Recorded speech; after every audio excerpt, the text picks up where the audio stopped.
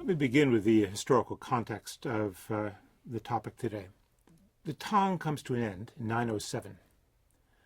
It's followed by a period of division with multiple states, the five dynasties in period it's sometimes called, but in fact 5 dynasties in the north and 10 kingdoms, mainly in the south. This period is succeeded by the Song dynasty.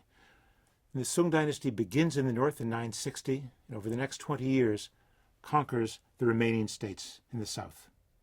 But I want to begin with a bit of an experiment with you, and it has to do really with how we think about history.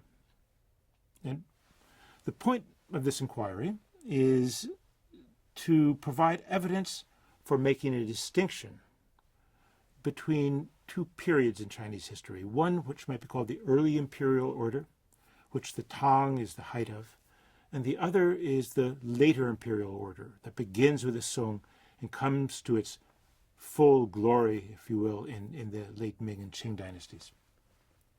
And to do this, I want to ask how we should divide up time. How do we periodize history?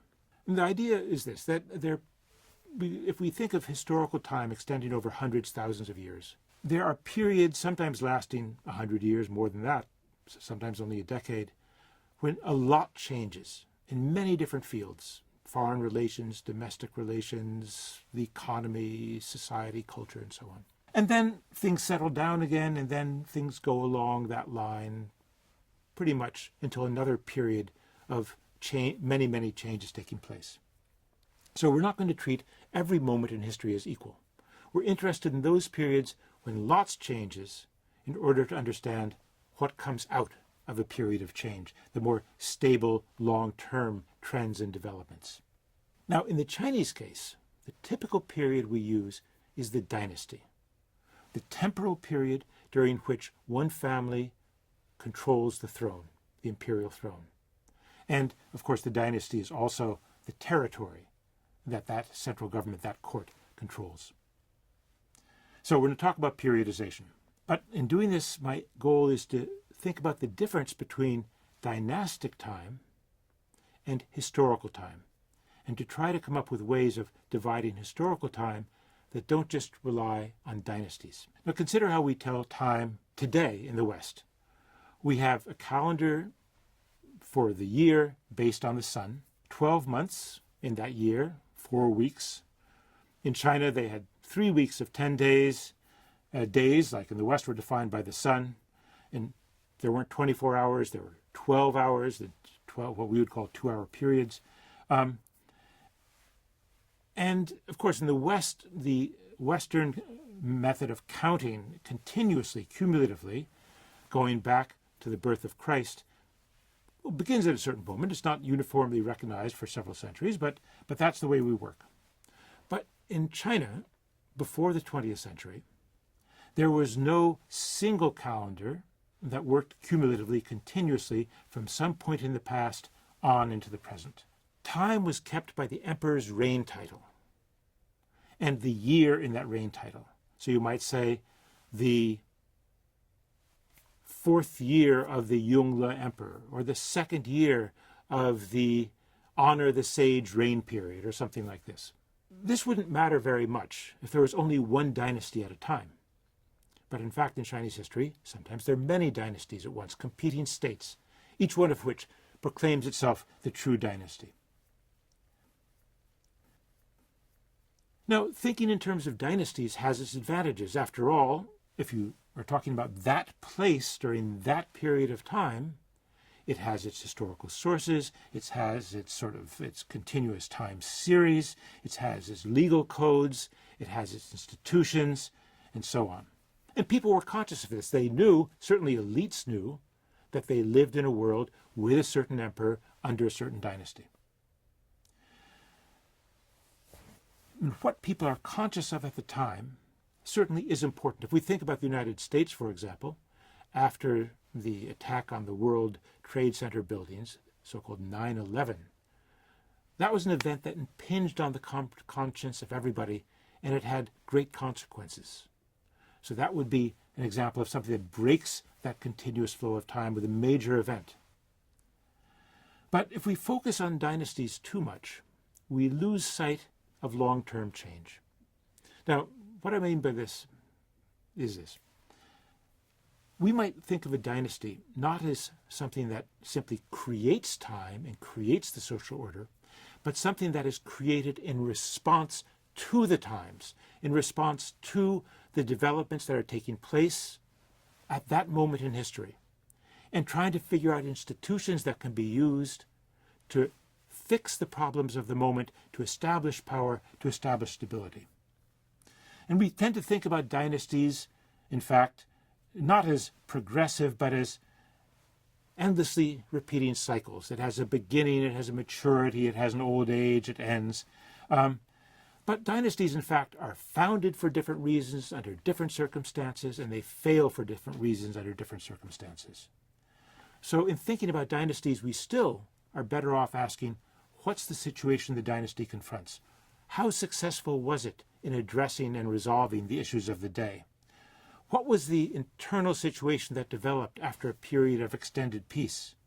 How might those developments have destabilized the dynastic order itself, or was it due to an outside intervention, an invasion, or whatever? Dynasties, thus, are a historical event of importance, not to be underestimated.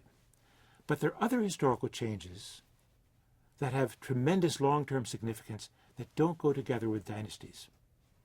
And in fact, many of the most important changes in history happen during dynasties, not because the dynasty wanted them to happen at all, because it couldn't help it.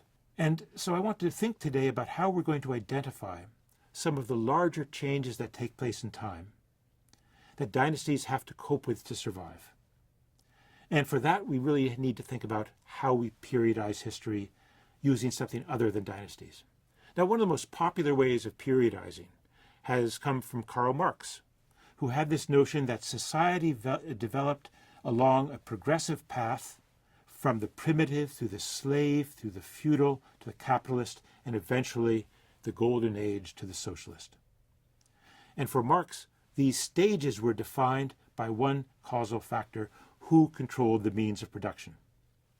And that basic issue defined how culture developed, how the legal system developed, religion developed, everything else, what he called the superstructure. Now, Marxism as a theory of history has not survived very well, at least not in the West.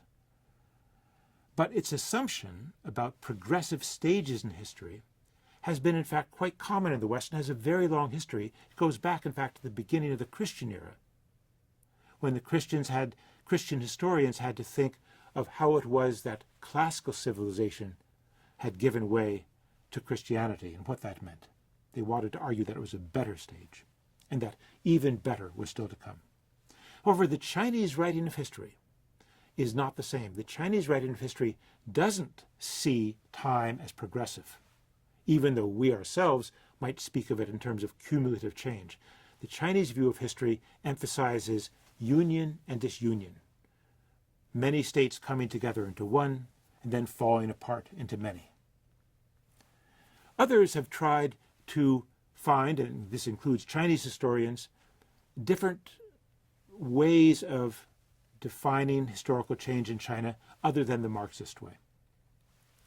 Some people talk about technology. We have this in the West too. We talk about the Bronze Age, the Iron Age, we get to the Industrial Age, and so on. And technology actually does play a role in China.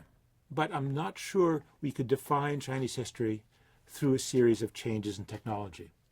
It is true, however, that between the Tang and the Song dynasty, we see three great new inventions, technologies appearing that are important and eventually, much later, will reach the West and help define what the modern age means in the West.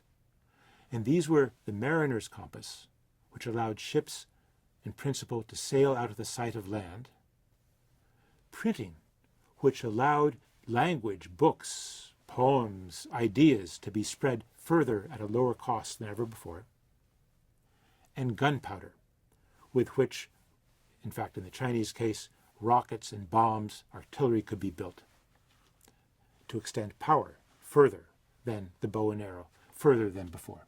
Another way in which Chinese history has been periodized is in terms of foreign invasions. that these were great turning points in history. I'm not convinced, in fact, by any of these. I'm not looking for one cause. What I want to do is ask the following question. If we take 2 points in time, 750, the Tang at the height of its power, and 1050, when in the middle of the 11th century, the Sung dynasty is now 100 years old, people are thinking about all that government can do, how society can develop, right? I want to take these 2 moments and ask, what kinds of changes, what differences were there in the many areas of life between these 2 moments in time? Were there connections between the changes that were taking place, or that had taken place between these 2 moments? And then we can ask, how do we account for these changes? And we'll be doing that in the following sequences.